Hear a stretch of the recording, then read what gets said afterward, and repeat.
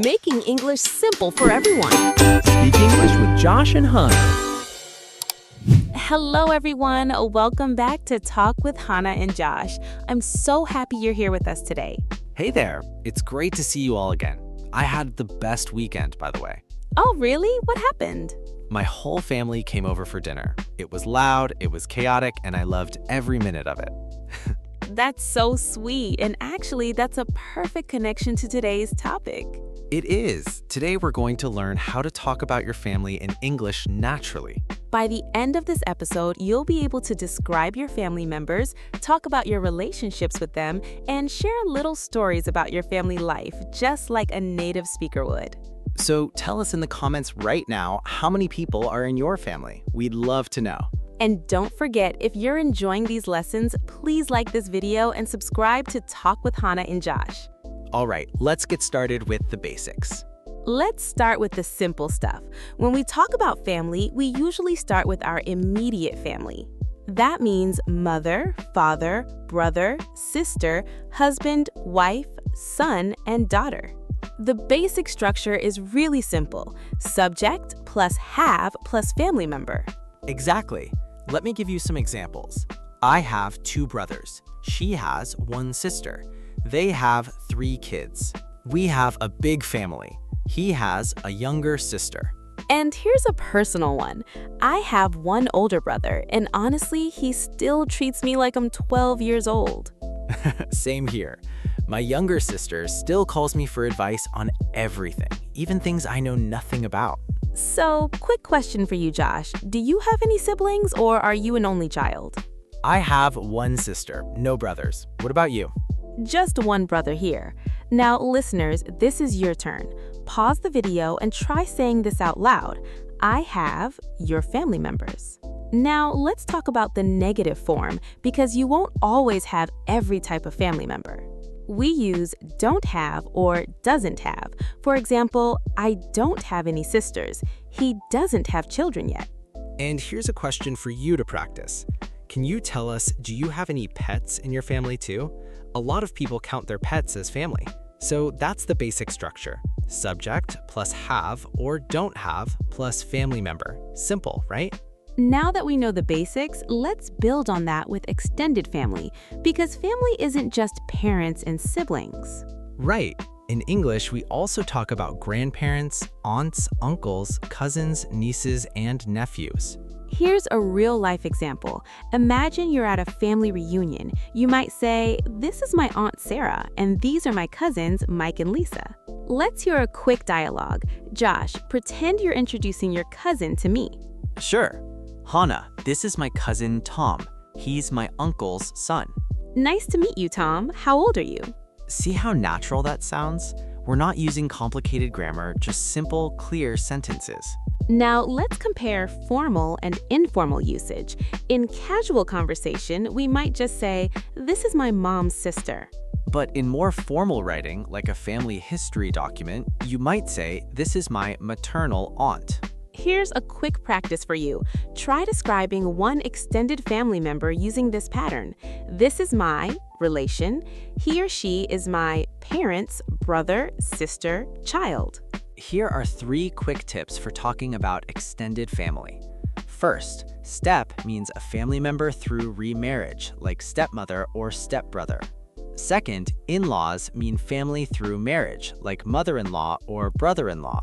Third, half means you share only 1 parent, like half-sister or half-brother. These little words change the meaning a lot, so pay attention to them. Now, write in the comments below, do you have a big extended family or a small one? We'd love to hear about it. Great work so far. Let's quickly review. We talked about immediate family, extended family, and a few special words like step, in-law, and half. Now for our third section, let's talk about describing relationships in family life, not just names, but feelings and situations. This is where you can really make your English sound natural by talking about how you feel about your family. For example, I'm really close to my mom. My brother and I don't talk much. I look up to my grandfather. Let's add more detail. I'm really close to my sister. We talk every single day. My parents are quite strict, but they mean well. Here's a tip for politeness and naturalness. When talking about difficult family situations, native speakers often soften the sentence. Instead of saying, "My dad is annoying," you might say, "My dad can be a little difficult sometimes, but I love him." Tone really matters here too. If you're joking about a family member, your voice goes light and playful. But if you're saying something serious, like, "We lost my grandmother last year," your tone should be slower and softer. Let's try a real-life situation. Imagine a friend asks, "How's your family doing?"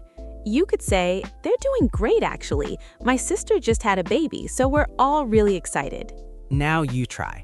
Think about your own family and say out loud, "My family is," and finish the sentence with 3 describing words. Say it out loud right now, even if no one's listening. It really helps your speaking.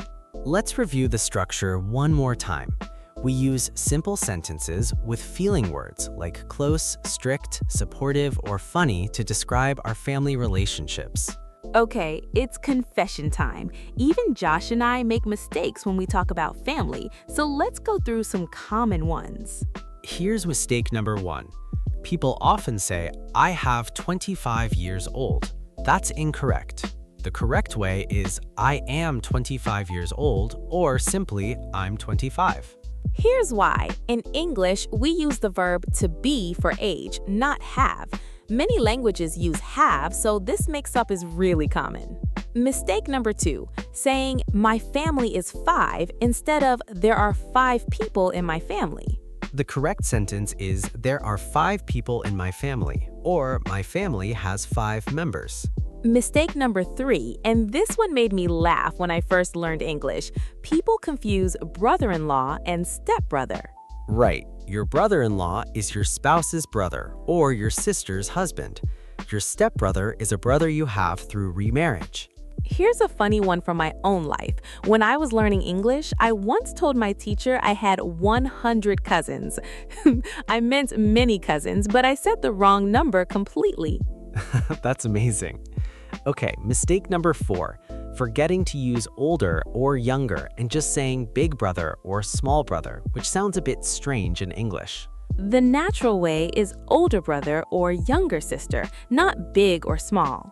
So if you make any of these mistakes, don't worry. Every single learner makes mistakes like this, including us when we were learning new languages. Mistakes actually mean you're trying, and that's the most important part. Let's practice these corrections one more time before we move on. You've got this. All right, it's time for our favorite part, interactive practice. I'm going to read 2 sentences and you choose the correct one. Situation 1, I have 30 years old, or I am 30 years old. The second one is correct because we use am for age, not have. Situation 2, this is my big brother, or this is my older brother. Older brother is the natural choice here. Situation 3, my family is 5, or there are 5 people in my family. Definitely the second one. Situation 4, he is my mother's brother, or he is my mother brother. We need the apostrophe S, so mother's brother is correct. Situation 5, I'm close with my sister, or I'm close my sister. We need with after close, so close with my sister is correct. Great job if you got those right. Try saying each correct sentence out loud one more time. Let's add one more layer. Try saying situation 1 in a formal tone and then again in a casual tone with a friend. Now, here's your challenge. In the comments, write 1 sentence about your own family using today's grammar. Remember, it doesn't need to be perfect. What matters most is that you're actually using real English in real conversation. Wow, we covered so much today. Let's do a quick recap of everything we learned. We covered 3 main things. First, describing immediate and extended family members. Second, talking about family relationships and feelings. And third, avoiding common mistakes like age and sibling descriptions. You're doing amazing, and every time you practice, your English gets a little bit more natural. So here's a question for you to think about. What's one thing about your family that makes you smile? Share your answer with us. Like this video, share it with a friend who's learning English, leave a comment below, and subscribe to Talk with Hannah and Josh. Thank you so much for spending this time with us today. We truly appreciate every single one of you. See you next time!